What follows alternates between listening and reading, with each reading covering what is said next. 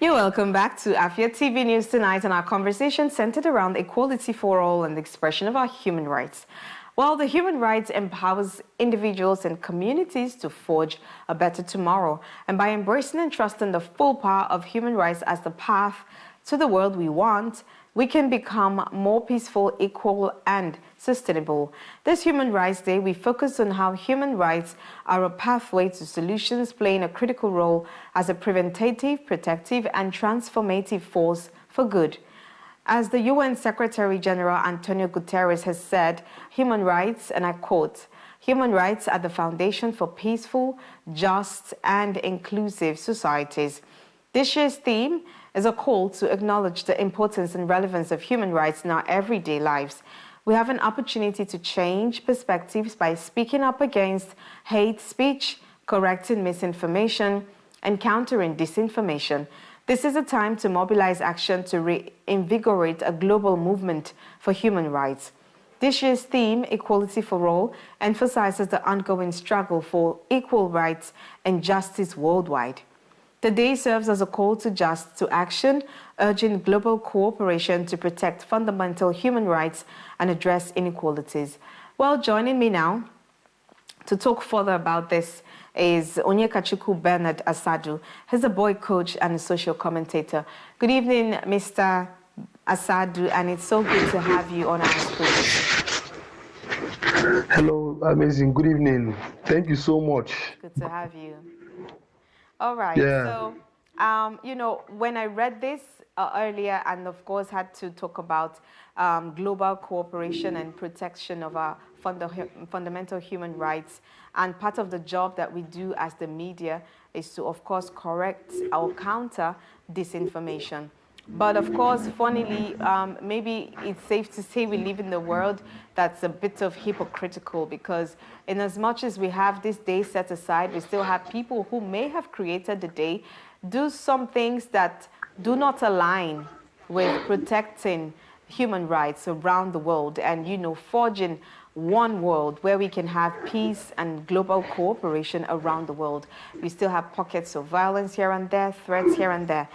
Well, every year this day is celebrated, but we cannot really say as human beings that we have given room for people to truly exercise their human rights. How do we begin to address this? And I want you to talk about it from the home front. Okay. Well, I know that this is the first time I think this is the second time I've had to address a topic connected to human rights. If you recall, the first time we addressed something like this was when a doctor who was known for abusing his wife's niece was incarcerated, and as it were, he was jailed. Of course, for me, the rule of law successfully took his place and all of that.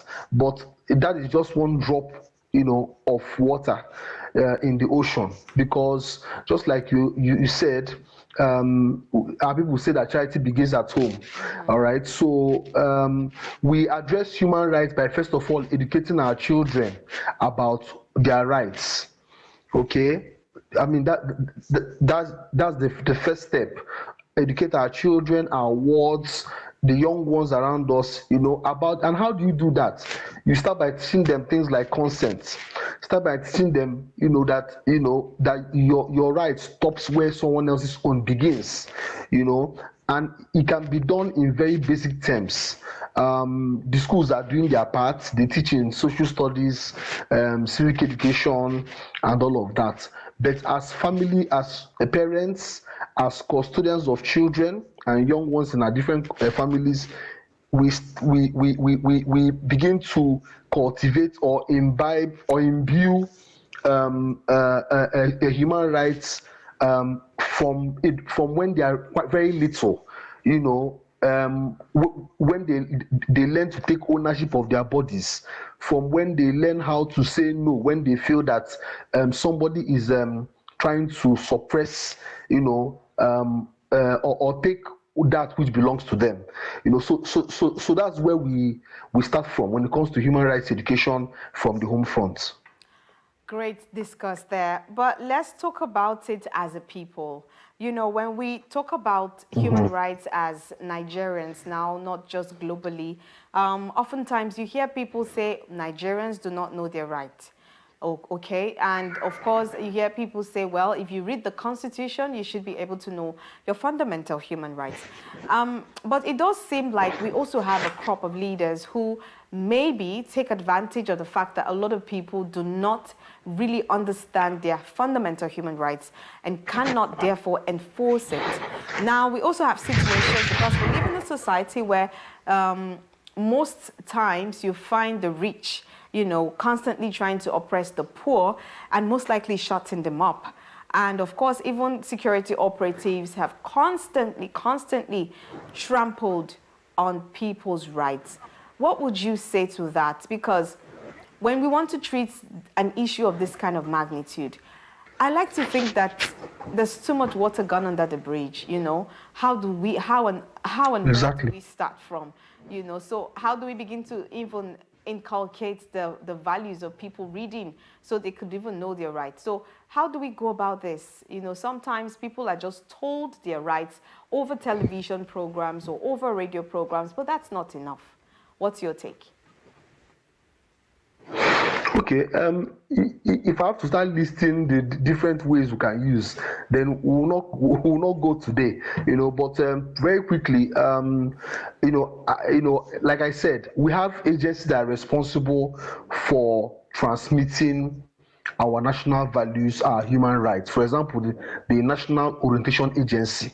Okay, the media has a responsibility also, These things are things that have to be said over and over again.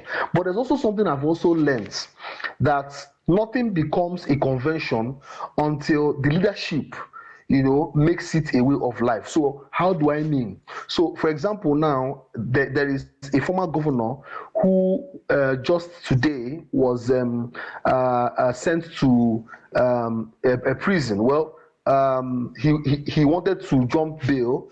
I mean, he applied for bail, but the judge said, no, you're going to go and stay in the correctional center, while we work on the case. And for me, that is a very courageous step, a bold step. I don't know how long he will stay there, but I think for me, it's a bold step in the right direction. So it will take the political will of our leadership, in our own system in Nigeria.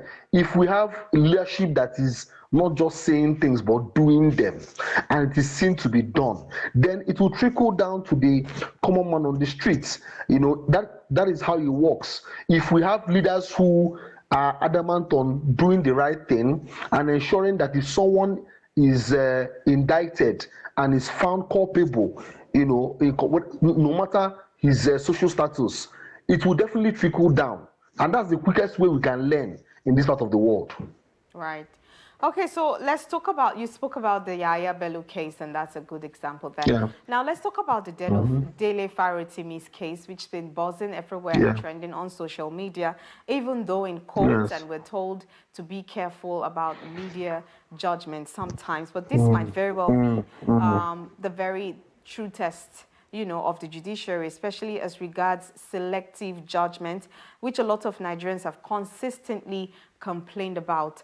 Just yesterday, it was all over the news that he had been set free, and then today again with a 50 million naira bail and, of course, a surety in right sum. But today, his bail has been denied and he's back in prison. Now, there was also a picture that was trailing all over social media about him being handcuffed, on his way to court. And there was another picture of Yahaya Bello just walking freely. Which puts a lot of questions on the minds of Nigerians. And this is a true test of the judiciary, because both men, which is Afe Babalola, who is the prosecutor here, or who's claiming to have been defamed, is a son, and of course Dele Farotimi is also a lawyer. So this brings us to a point in our judiciary where we really have to know what's going on, because that in itself is the reason why Dele Farotimi had written that book. What's your take? Well, there, just like you said, this is not the first time such a thing is happening. A typical example is Mazi Nnamdi Kanu, who is in jail, you know, who is still there, even with all the calls for his release and everything. So this is where we are in the Nigerian justice system, you know, where one person is favored over another person, or if you don't belong to a particular party or you don't belong to a particular class of people, you are treated, you know, anyhow. I would have expected that Dele Farotimi, respectfully, even if he is not right in his accusation, should be treated fairly. If on the same day, in the same justice system, one man is handcuffed, not for corruption, but for accusing, you know, someone else, a fellow Nigerian, of committing a crime, and on the same day, someone who has been, you know, accused repeatedly of embezzling billions of Nigerian naira, billions of taxpayers' money. I saw him when they ushered him into the court. He was just smiling and chewing gum and greeting everybody, you know, as if he knows the end of all this. So it's hypocrisy, you know, but that is the reality of the Nigeria we are in today. And like I said, it still boils down to our leadership. If our leadership decides that, look, no matter whose ox is God, everybody will be treated fairly, then we will assume that the rule of law is indeed taking its place in Nigeria. But if we keep having matters like this, where we have a Dele Farotimi who is handcuffed, who has been released on bail on a huge sum of money, and a few hours later he is being sent back to jail, you know, over a civil matter.